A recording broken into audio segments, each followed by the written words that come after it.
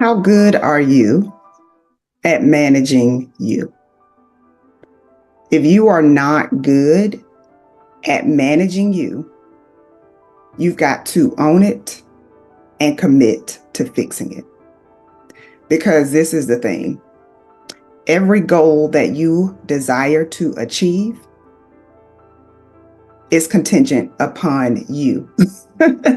Like it requires you to be the best version of you.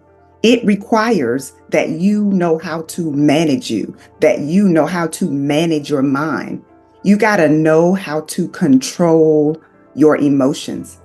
And one of the things that I know for sure is that learning how to control your emotions and managing your thoughts will change your life. It will absolutely change your life. It will change your relationships. It will change how you respond to adversity, how you respond to offense. It will really help you to silence some of those negative emotions and begin to choose happiness, to choose peace, to choose joy.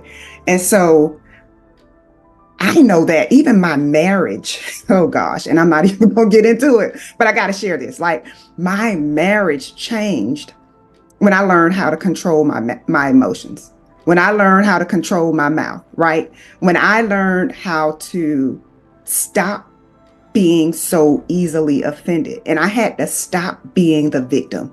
I had to stop consistently looking at what my spouse was doing or was not doing and start looking at what I needed to do to be a better me. Because this is the thing, even if someone mistreats you, you get to decide how you respond.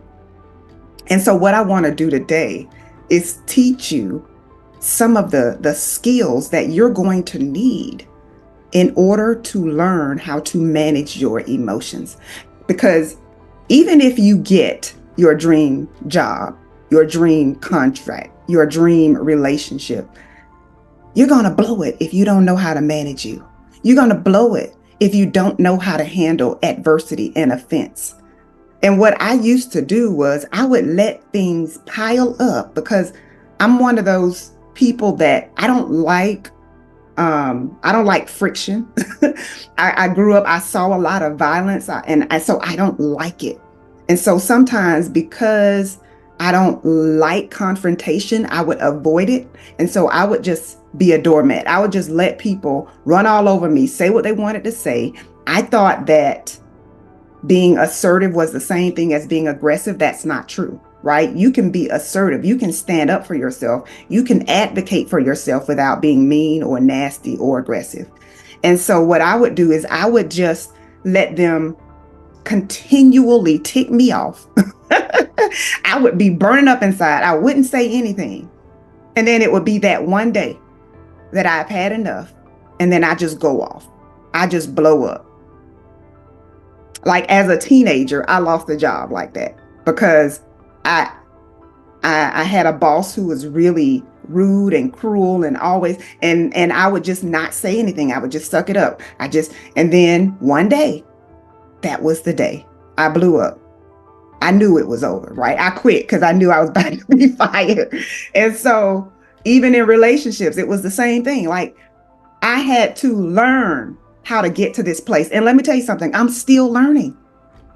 Because even when you get to a place where you're really good at it, there are some people who are close to you who can still pull that old version of you out if you're not careful. And that's why I'm always teaching, work on yourself, work on yourself, work on yourself. Because you have to. Like you gotta be ready for the offense when it comes. And so one of the ways that I do this is by really practicing self-awareness and mindfulness, like really getting in the moment and paying attention to what's going on. I pay attention to how I'm feeling in that moment. So if someone says something to tick me off, like the first thing that comes to my mind is like, oh no, he didn't. Oh no, she didn't. Oh no, we're not gonna have that. Oh, you're not about to talk to me like that. And then boom, I fly out the handle. I get out of character. And when I do that, when I get out of character, I give that other person my power. And so what you don't want to do is get out of character. Because when you react instead of respond, you're handing that person your power, right?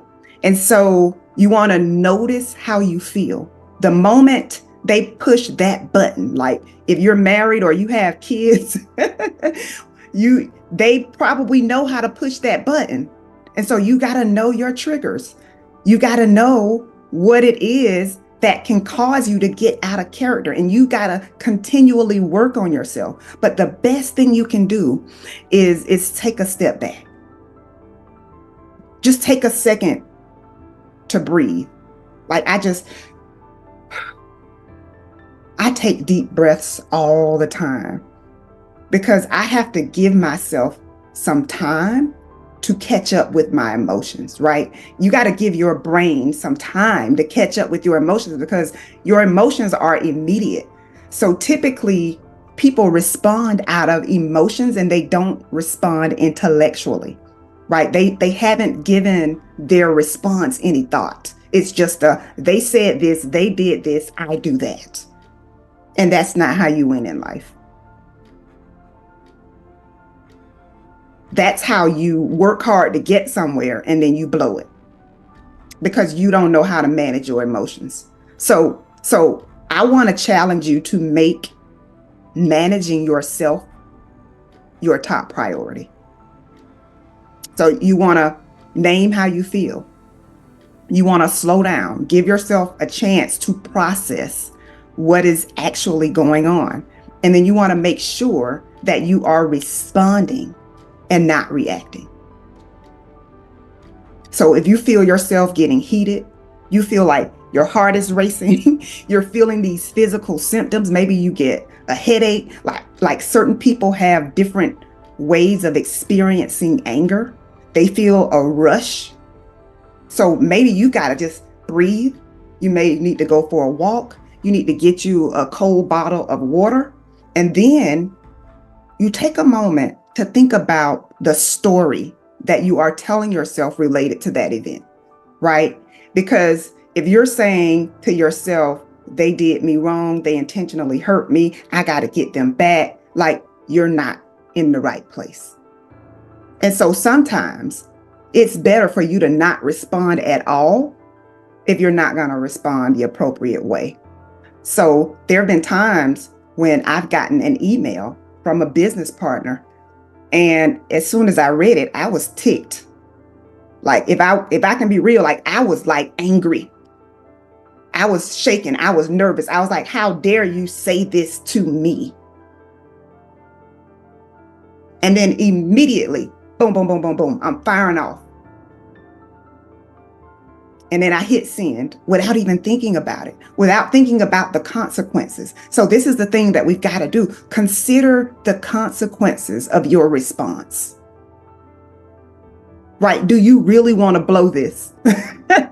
Or do you want to take some time to let that simmer, right? Figure out your response. And so what I do, sometimes it may take me a day or two to respond. Not because I didn't see it, not because I didn't read it, but because I got to make sure that my heart is in the right place first. Because one of the things I've worked hard to do is to experience authentic happiness, to experience authentic joy, right? And so I cannot allow somebody else to come in and snatch that because they're putting their stuff on me. Like you are not, and I say this to my daughter. I'm like, no, you are not going to disrupt my peace. Now, if you want to be upset, that's fine, but I'm not going to be upset. I'm not going to react like that.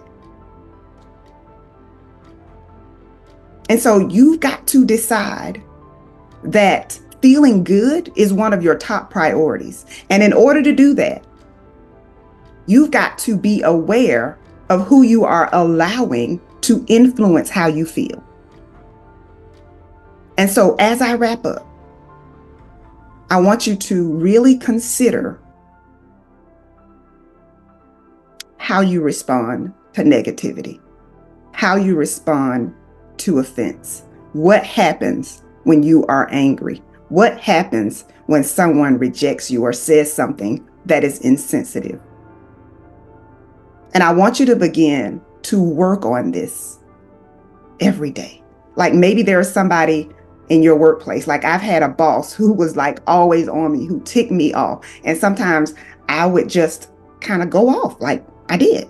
Not to the extent where I got fired, but it was, I just couldn't contain it anymore.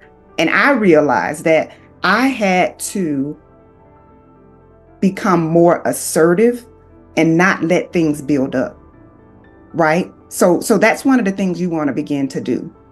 Just speak up for yourself in a nice way, but speak up for yourself and don't let things pile up, and stop expecting people to read your mind, because what you might find offensive, the other person may not even realize that they have offended you. Right? And so you're walking around mad, you're walking around upset. They have no idea. And even if it was intentional on their end, you still have a responsibility to manage you, right? You still have the responsibility to keep your energy up, to practice self-care, to continue to level up your mindset, to continue to control your response to negative situations. And so once you master this,